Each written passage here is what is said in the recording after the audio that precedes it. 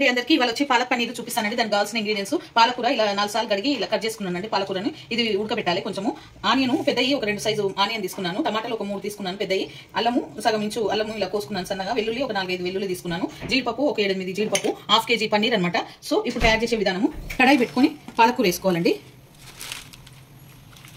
వాటర్లోనే ఉడికిపోతుంది. పాలకూర కొంచెం ఉడికించి ఆయిల్ కూడా వేసుకోవాల్సిన అవసరం లేదు, ఉడికినే ఉడికించుకోవాలి. చిన్న మంట మీద ఉడికించుకోవాలి. అప్పటిదాకా ఇవి మిక్సీ పట్టుకుంటానండి. కొంచెం పరుసుగా అన్ని కలిపి వేసేసుకోవాలి.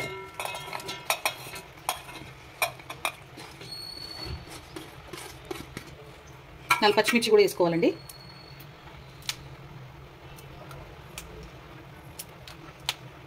సగం నిమ్మపచ్చ కూడా పోస్తున్నానండి, నిమ్మకాయ రసం సగం.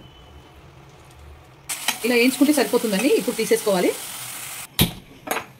ఇప్పుడు ఈ టమాటా ఆనియన్ పేస్ట్ ఇలా బరకగా పట్టుకోవాలండి. కావాలంటే మీరు మెత్తగా కూడా పట్టుకోవచ్చు. బరకగా పట్టుకుంటే కొంచెం మంచిగా ఉంటుంది, అందుకని నేను బరకగా పట్టుకున్నాను. ఇలా కడాయి పెట్టుకొని ఇప్పుడు ఆయిల్ పోసుకోవాలి. 2 స్పూన్ల ఆయిల్ పోసుకుంటున్నాను. 1 స్పూన్ నెయ్యి కూడా వేసుకోవాలి.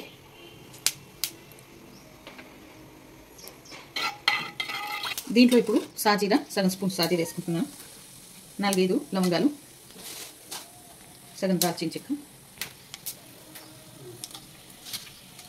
బిర్యానీ ఆకు, ఇవన్నీ వేసుకొని ఇది వేసేసుకోవాలి పేస్ట్.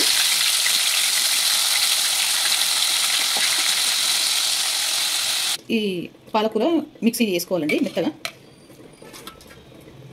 దీంట్లోనే ఒక 5-6 కాజు కూడా వేసేసుకొని మెత్తగా మిక్సీ చేసుకోవాలి. ఓకేనండి, పాలకి ఇలా మెత్తగా పేస్ట్ చేసుకోవాలి. ఇది కూడా వేసేసుకుంటున్నాను. మిక్స్ చేసుకోవాలి.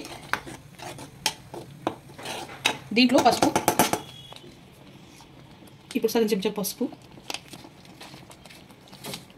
2 స్పూన్ల ఉప్పు, 1 స్పూన్ కారం వేసుకోవాలి. ధనియాల పొడి 1 స్పూన్, గరం మసాలా 1 స్పూను, జీలకర్ర పొడి సగం స్పూను. ఇవన్నీ వేసుకొని బాగా కలుపుకోవాలి. ఇది కొంచెం మగ్గాలి. 1 గ్లాస్ వాటర్ పోసుకోవాలండి. ఇప్పుడు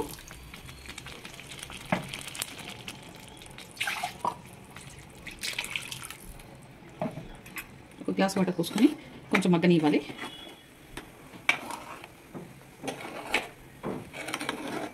ఇప్పుడు పన్నీర్ ఇలా కోసుకున్నానండి. 1/2 kg పన్నీర్ అనమాట ఇది. ఇప్పుడు వేసేసుకోవాలి పన్నీర్ మొత్తం.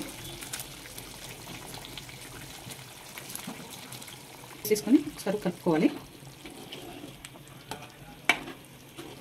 కావాలంటే పన్నీరు నెయ్యిలో వేయించుకొని కూడా ఆయిల్లో కానీ నెయ్యిలో కానీ వేయించుకో. కసూరి మేతి 1 స్పూను ఇట్లా నలిచి వేసుకోవాలండి. కసూరి మేతి వేసుకుంటే చాలా టేస్టీ బాగుంటుంది.